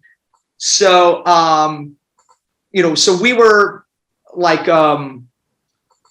me and Rebecca were hanging out, and I got an email from Ray Parada, Ernie Parada's brother, who was in he was in Abomination in like the late 80s, and he moved into doing say like video production and movies and stuff like that. He's like, I just did this video for Walter Schreifels from the Gorilla Biscuits. He did an AF cover acoustic of Society Suckers. He's like, check this out, let me know what you think of it. So the video was cool, but I was just like, wow, look, how did Walter like mash up this song to like make it sound like that? It was I thought it was brilliant.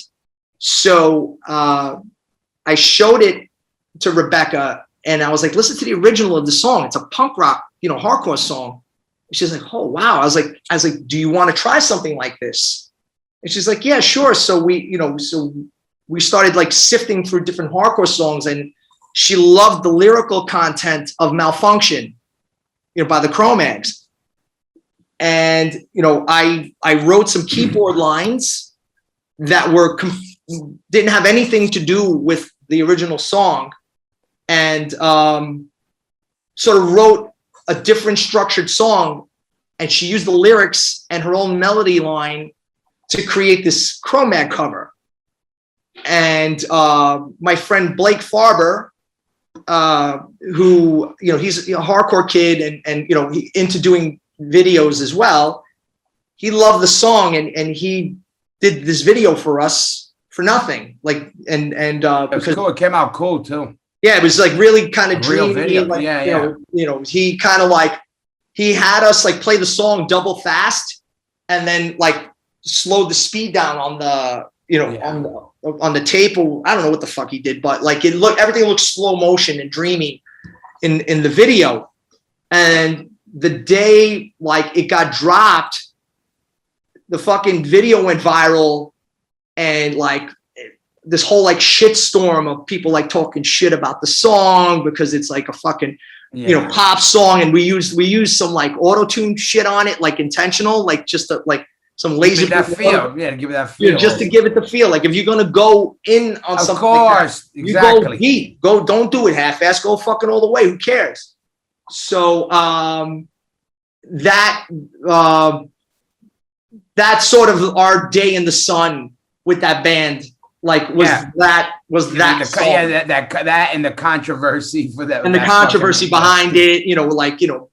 Some of the guys in the band dissing it, the other guys in the band like it. Like hardcore per se purists. Yeah, got hurt about it. We were getting sort of like not death threats, but people calling out that we should be beat down. Yeah, it's so fucking stupid. It's so fucking bunch of morons. Yeah. But in all fairness, when we were young and we were carrying that flag like that, we didn't want nobody touching our pure music. We looked at it in that way. At least I did it a little bit when I was, then later on when I wanted to try something new, I'm like, fuck, man, I had a big mouth when I was younger. You know what I mean? I'm like, who I don't give a chance to is any old motherfucker saying that. If you're fucking 20, 21, 22 and you're talking that shit, all right, you're a dumb kid. You don't know better. Right. If you're a grown up and you're talking that shit, you don't have to like it. But to be like that hurt over a song you didn't even write, maybe, Right. Exactly. And even if you did write it, look at it as props. Somebody else fucking felt your song that they wanted to do their version of it. Right. Exactly. I mean, Paris actually contacted me when the song dropped because he saw that it was going viral, and just politely asked me to just put on the YouTube page where the publishing should go to, because whatever. Listen, I did it, and but after I did it, he goes, you know what? Song's great, it works, good job. So I took that as all right. Yeah, the guy, yeah, exactly. I did an homage, to one of my favorite bands. I'm not. It was acknowledged. That's dope that he acknowledged it. But just for the record, he should have said that first and then say, "Yo, could you put my name up for the publishing?" But anyway, but that was cool when you guys did it, and I already saw you dipping your feet in those waters, and I always thought you should go in those type of waters from the style of music you play, like your style. You always had a melodic and like, I don't want to say Soundgarden-ish, but that type of layered guitar where there's layers and melodies going. Eventually, what later Leeway was doing, how they were stacking guitars, Sure, yeah, like, they stack guitars, doing a wall, and then a little melody guitar track, doing some other shit, and then so you right after that you're dipping that. Now King's Bounty, right? That's next, right? No, actually, I before King's Bounty, I briefly did an album with a band called Sinam. You did? I did an album, yeah. I did a project with Justice Tripp from Angel Dust. Oh, I didn't know that. I had compiled some like what I would consider being more like modernized, like Crown of Thorns stuff. Yeah. Mixed with breakdown stuff, like sort of like what I would, just everything mishmash together. Uh-huh. And I was like, I got like a stack of songs. I was like, who can I get to front this? And Dean was like, he's like, you should have Justice sing on this. He goes, he's actually influenced by your older bands. Yeah. So he happened to be playing at Santos Party House that night. And he's like, well, why don't we just go down there and ask him? So we just was like, yo, what's up? You want to sing on some tunes? Like, he's like, bet, so he killed the first song that he sang on, the song called Comeback. And, so we're like, all right, dope, let's do a record. We'll end up doing a record on Reaper, for that album. And he stayed at my house for 3 weeks and we told each other stories, at my, right here, right at this table, about our life experiences, and all the lyrical content of that record all personal experiences he and I had. That's cool. Like, on separate, separate instances. And so, when I would ask him, I was like, he'd ask me, like, what's your favorite band of all time? And I was like, Led Zeppelin. He's like, which album? I was like, Physical Graffiti. That's my favorite Zeppelin record from my favorite band. I was like, what's your favorite record? He goes, Mentally Vexed. I was like, get the fuck out of it. No way. Like, I was like, I thought he was just like joke. And he's like, nah, like Mentally Vexed is my favorite record. And he takes his shirt off and he has Mentally Vexed tattooed across his chest. Yeah. And I was just like, I guess it is, so being that I was doing a band with an up and coming, frontman, who, he's like, he's got the look, he's got tattoos, he could belt out the songs. I was like, I'm older. I consider it a privilege to play with someone younger. You know what I mean? Just to not feel out of step, like not in tune with the younger kids. And it was something fulfilling for him to get to jam with someone who influenced him. So we sort of, it was good energy. Yeah. Great energy. We did a string of like weekend shows East Coast. We played New York a few times. We played the infamous Webster Hall show that didn't finish. Oh, okay. No, well, all right. The one that got then I wasn't there. No wonder I didn't know about that. I wasn't there. Yeah. With that where that altercation, the Sick of It All Cro-Mag show. Yeah. But Sinam got to play, Absolution got to play, and VOD got to play.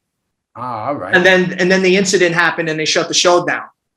So like actually like I framed the flyer of that show and I have it on my wall because there like you go, a little history right there. It's a historical show. Then you're around for a bit with them, and then but with the whole Q Unique band, that wasn't into play yet with that. And when that happened, how fast did that happen? Because because that kind of took off once it started taking off. It kind of built up quick. Yeah. So the story behind that, I was roadieing a Cro-Mags gig, and I was driving, and Riggs was teching. Shout out to Rig Ross. Shout out to my brother. Diesel as hell. Clifford, the dog. Yeah. Shout out, not the no more dog, but Clifford. Yeah, like so we were working on the show, and Craig Satari had looked at me and Riggs, and he's like, yo, you guys ever jam together? And we're like, nah. He's like, because you should, because Riggs could fucking, he could hit hard, man. He doesn't play like a white boy. Yeah. So like, and that was always my thing. Like in Queens growing up, like stylistically, because of our influences, like we grew up in neighborhoods a mile apart, right? Swag. Queens has a swag. We had a swing. Yeah. Like where you could mosh or you could do this. Yeah. You could just have this shoulder shrug thing, and we called it that East Coast bounce. Yeah. And and like if you didn't have it, it's because like you just didn't listen to hip hop, or you didn't because the hip hop and the hardcore were like a parallel thing going on at the same time, and you and I tap from that, like definitely in Madball it is present all the time. Yes. Just that that groove bounce that you could shake your hips to. Like if a girl was shaking their hips to a Madball song, it wouldn't look weird. Yeah, exactly. You know what I mean? You shut that off, you put a dance tune on, she could dance the same way to it. Because the older generation, their swag was listening to the Sabbath and the Zeppelins. We did too, but we had hip hop also. So we heard Absolutely. a bounce in a different way. It was a swag, but we heard a bounce, a bigger bounce.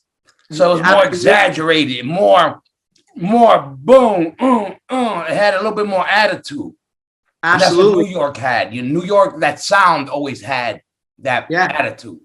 Absolutely. The 90s wave of New York hardcore, it was peppered everywhere. All the bands had it because of what we were listening to. Yeah. So so I was like, because I remember seeing Riggs play with Madball and you're like, yeah, he's got that swing. You know what I mean? Like, he can, he's not stiff. One of Madball's best drummers ever, Rick Ross. Yeah, absolutely. So I started jamming with him and we started writing some songs together. And he had told me that he's like, yo, I'm in some other project with this guy, Q Unique. And I didn't know who Q Unique was because I'm not like deep, or knowledgeable about that scene, meaning Q Unique was like a big player in underground rap scene. Yeah, big in the underground hip hop scene. Yeah, you got it. Yes, he was steady and breakdancing and rhyming. So yeah, like excellent breakdancer, and he was in a really heavy touring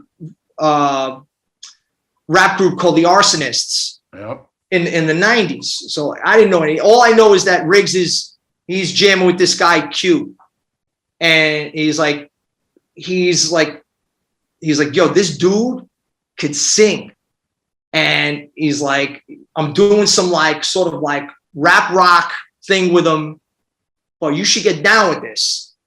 And I was like, well, let me hear what they have. And I didn't easily digest what they were playing, like exactly what he said. It was sort of like half melodic, a little bit rappy. I think Q was sort of like finding his way himself, in a rock band. So Riggs was like, he's like, nah. He's like, dude, go in, just start writing new shit with this dude. He goes, you guys will take off. And no doubt he was right, because the minute I got into a room with this kid, we were just banging songs out. Yeah. Like a night. We start a song, finish a song, start a song, finish a song. And it was a new genre for me. It was something where going from learning how to play pop, now I have to learn how to play radio rock. Yeah. And it's a completely different animal. So I have to write these epic choruses. I have to write sort of verses where the singer could carry the song and not the riff. Yeah. Right. So if as a hardcore writer, hardcore singers, they scream and tonally they're at one level. Yeah. So you have to make your riffs as interesting as possible to dance around what the vocalist is doing. In this instance, it's sort of the opposite. You have to let the singer breathe, because if you write something too busy, he can't he can't use his skills.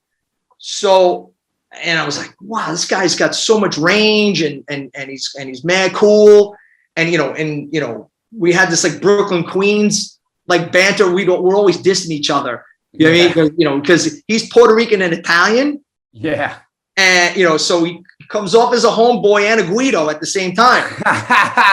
So, he's a Puerto Guido. Shout out to Q Unique Puerto Guido. I just came up with that just for you. He's fucking this Puerto Guido. So anytime I'd say something Queens, hold on, a Puerto Guido, ho, Puerto Guido. Shout out to whoop. Yeah. But it was dope when I heard that you guys had hooked up. To me, I bugged out too, because it was again, such a weird combo. I would never put you together, but it was dope because both you dudes are good dudes. I know you for many years, and I got to tour with him when I was on the Warped Tour with Hazen Street, and he was on tour with Ill Bill. When they were on tour with Nonfiction. Nonfiction, yeah. So shout out to Nonfiction and Bill and all of them. But that's what we hooked up with Q Unique. And I just want to say real quick, everybody out there, do not play Uno with Q Unique. He's a fucking cheater. He will cheat every hand. And right in front of you, he will cheat. But yo, mad love to Q Unique. But fucking but we got to hang out a lot there. And then when we fast forward, he was doing the band with you, and he would always pop up at shows. It was dope, like that you guys connected, man. Yeah, I mean, and also I also made a lifelong friend with him as well, because like I spent so much time at his house because he had the small little room to record in, where to me that's gold. Having that type of freedom where you could just go, no one's telling you your time is up. You just let the ideas flow till whenever, till you pass out. And I became friends with with his son, with his wife, and and I consider them family, and vice versa. And he mentioned the Warped Tour. That was Hazen Street, right? Yeah. That was like you and Mackie. Yep, we were in Hazen. And Toby and Freddie. And he told me that's where he had met you guys. And then you guys were chilling together on that tour. So at the end of that tour, the organizer of that tour approached him and said that the bass player from Korn, Fieldy, was looking to do like a collaboration. He needs someone to do beats for him. So he goes, I think you guys would be like a good match. So he didn't know who Fieldy was. He just sort of so whatever, I'll go meet this dude, Yeah. So he flies to California to meet him, and they were still, but at the time, huge. They sold 35 million records. So, he's in, taking a taxi to somewhere in the hills in Cali to this mansion to meet Fieldy. He's like, what the fuck did I just walk into? Like, what is this? So they, again, same deal, small world. They'll end up clicking, and they did a band called Stillwell together. That they did an album, and they hit it off. They're still best friends to this day. And it gave Q like the itch to do his own band, to do his own like rock thing. They did a tour like opening up for Disturbed. Yeah. So that definitely gave him like the itch to start something new. So that brought me into the equation because he was jamming with Riggs. Yeah. And then so we got a batch of songs, and another coincidence is that when Madball was doing the UK run with Korn and Limp Bizkit, Head from Korn asked Q if King's Bounty would play out in California with them. So, you were actually chilling with Q. Yeah. You guys are sending me photos. What's up? When he popped up, I was wondering, is Q gonna be with them? And I think on purpose he didn't hit me back to pop up on me. And then we were there, and then boom, he popped up, and I was amped to see him. It was dope. Again, to be able to break bread overseas and shit. And he even told me like, being on Warped Tour and seeing us. He always had that thing wanting to be a frontman for a band. And then when he saw us, he was like, yo, that shit gave him some fire too. Like, what I like is that I've heard that in the past, people automatically assume like to do, let's say, be a certain position in the band, you got to come from a certain type of background or demographics. He saw that, we were dudes just like him, We love hip hop. We don't dress the part for what we do, maybe, but yet we're in a hardcore band and we play live. And he was like, yo, I want, you could do whatever you want. I think what he had was he just needed to be cracked open. Like he was holding himself back, like, yo, I want to be a front man, but, I'm a rapper. Can I do it? Can I not? It's different. I know all these things go through your head when you're doing different types of music. Of course. And he even told me, seeing the Hazen Street where it was like similar, like-minded dudes doing something else, but owning it. And then he was like, and that's why I was psyched to see him doing it. And when I saw the band, I was like even more blown away that I thought it was going to be more hip hop mixed than it was. Cause I was like, oh, obviously he's going to use what he has the most. And then when I saw he could sing, it was dope because I got a new band I'm working on, and actually he had demoed on a song for me because I was gonna have him on a song or two. I still want him to jump on the one track he did because he was dope, and he has a dope style, and I love it that he could sing without rapping. You know what I mean? I mean, actually, like when we started writing together, like when he was putting his vocals together, I was just like, he would still like fall back on maybe doing some screaming, because he would think that, I could, scream, then rap, vocal, and then rap and do this, just throw his whole arsenal in there. And I was like, not for nothing, your melodic voice sounds better than your screaming and your rapping voice for this. I go, feel free just to sing. I was like, you could do this. And he's like, really? I was like, yeah, man. Like you've got the talent. You've got, the ear for it. Yeah. Go for it. And that gave him the confidence just to let go of some, say he would fall back on and just explore something he hasn't done before. And that's when the band really started gelling and started sounding like this, like its own entity, because it's a story in itself for like a hardcore kid, you know what I mean? Like a true blood hardcore kid and a true blood rapper. Yeah. To do a radio rock band. Together. It's just dope. And nobody had done it like that. There's been post kind of hardcore-ish bands, but this mix was a cool mix. Like Q Unique with his fucking background, you with your background, then doing the band that you guys ended up doing. It's cool. It was a good it was something fresh, like as far as, even the mix of people involved and the sound of the music that you guys ended up doing, which was cool. And it was big. And I was going to say right now, I know he's doing, he turned up with the Stillwell shit. And I know all this shit's, everybody's kind of on a downtime and whatever. What's the latest thing musically for you on any platform, or what's going to be the next move? All right. So obviously the King's Bounty band is still active.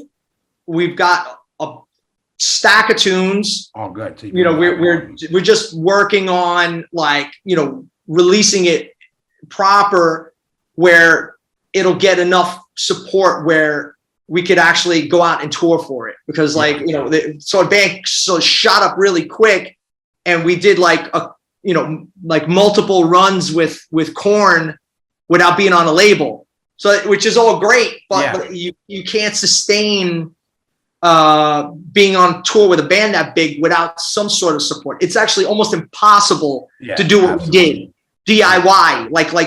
We actually on our own dime, did the van rentals and whatever we had to do, chasing the buses. Yeah, people don't understand keep up with these dudes. But gasoline, buses, food, hotels, everything. All that because how often do you get to play main support for a legendary band? You just do it, I got songs stacked away, and obviously you want to pick up when that shit picks up. Yeah. But that's the next, your main priority once shit starts opening up is King's Bounty. That and I think Outburst, because I've been playing with them for the last few years, and there's a resurgence with young kids that are just crazed about Outburst. They connect well with the younger crowd, so we're getting offers to play, and we're going to be doing some Outburst stuff. Any new Outburst? I'm not sure. Come on, stop playing games. If you motherfuckers want to come back, you got to do at least a new song, dude. If listen, I want you to send the Outburst crew a message from me. This is from a guy in the game, also a fan. Do a new track, and then the next song you redo one of the classic tracks, and you drop those two out for the people. You heard it here first, the Smokin Word, a new Outburst track, and then you redo a classic. Boom. Everybody's happy. You know what? I will convey that message, because I don't need anyone twisting my arm. You tell me I got to do that. I'll write a tune. I'll do whatever I got to do. So my beef is this with the older bands. I love when the older bands come back, but don't just come back. Bring something. Even don't worry about what. Give us something, and then boom, and then we'll go back to the old dishes. You know what I mean? Show us that you want to fucking keep giving and not just taking. And I ain't saying Outburst specifically, but right. I love it when the old guys, like, that's what I loved about Killing Time. They kept trying to put out music. Breakdown kept putting out music. That's what, it don't got to be records, but I'd like to hear everybody out there who wants to hear a new Outburst song. Hit Mike Dijan and Outburst though. Right. But fucking. I will convey that message. Yeah. Shout out to Outburst. And again, I'm glad when I see bands from my youth coming back. But listen, we're gonna play a little game. I got a game called the 12 in the clip segment. All right. I'm just gonna rattle off some shit to you and you pick one, and then and we take it from there. Very simple, right? So, all right. Black Sabbath or Led Zeppelin? Oh, Led Zeppelin. Fender or Gibson? Gibson. Sneaker or boots? Oh, sneakers. Yeah, like Carhartt, like Timberlands on stage. Nah. Okay. Slow or fast? Oh shit. Slow. This one was my favorite for you. All right. Toga party or yoga party? Oh shit. Yoga party, of course. But I'll go to a toga party. Slayer or Metallica? Slayer, fucking all day. Bad Brains or the Ramones? Bad Brains. Mosh or Stage Dive? Stage Dive. Takes more balls. Punk or metal? Metal. That's Astoria for you. I love that too. That's Corona too. Yeah, metal, bro. Bass or drums? Oh, bass. I was waiting for that fucking answer. Hell yeah. I broke my cherry. So damn. That's what I'm saying. I was waiting for you. I was gonna say, don't fuck up now. Yeah, they're right. Fix or break? I'm a fixer, so I say fix. Yeah, you are. You're a fixer, that's for sure. All right. Eat it or smoke it? That shit should be for me. Oh, I'll eat it. You smoke it. All right, real quick. I want to give you a word, and you tell me the first thing that comes into your head, all right? Yoga. Peace. Woke. Always. Hummus. Peter. I love hummus. Hip hop. Public Enemy. Mackie. The greatest. Love you, Mackie. Love you, Mackie. Astoria. Crown jewel of New York City. I think a Demi, but yeah, same thing. Meat.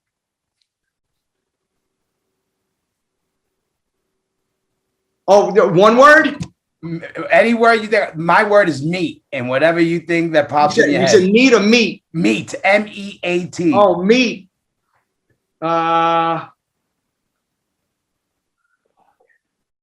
Bundy. That's pepperoni also. Meat pepperoni. Yeah, shout out to Bundy Blunts and Blunt Smoke Radio. Oh my God. Bundy. And the definition on the meat in the dictionary is gonna be Bundy's face. COVID.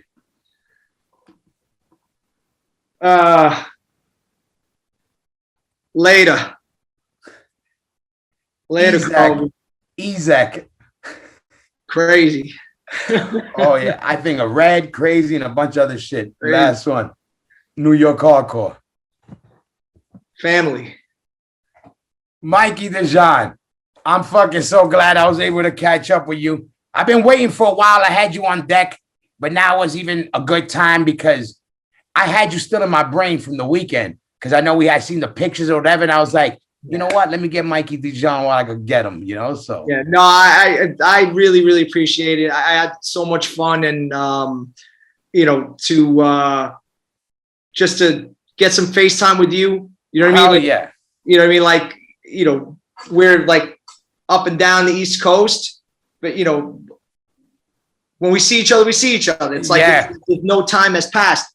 This was different this time because we felt like, you know, it's not like, oh, I haven't seen this dude in a year and we're just shooting the shit now. You know, we were separated for a year. Exactly. Due to the circumstances. And then when we get to see each other again, it's more meaning. Yeah, exactly. More meaningful. You know what I mean? And even again, like we talked about everything happening special, and especially with you, you know, certain guys, you, especially with Chronic Thorns as a band, that goes back to, you know, my first things with this, with as a being in a band, my first tours. That was my second, third tour with you. You know, I was doing, we were living, we've been going through the same shit since we're little kids, from our first bands to our first experience touring, kind of the same. So after this weekend, it made sense. Again, for all you heathens out there, I believe in God.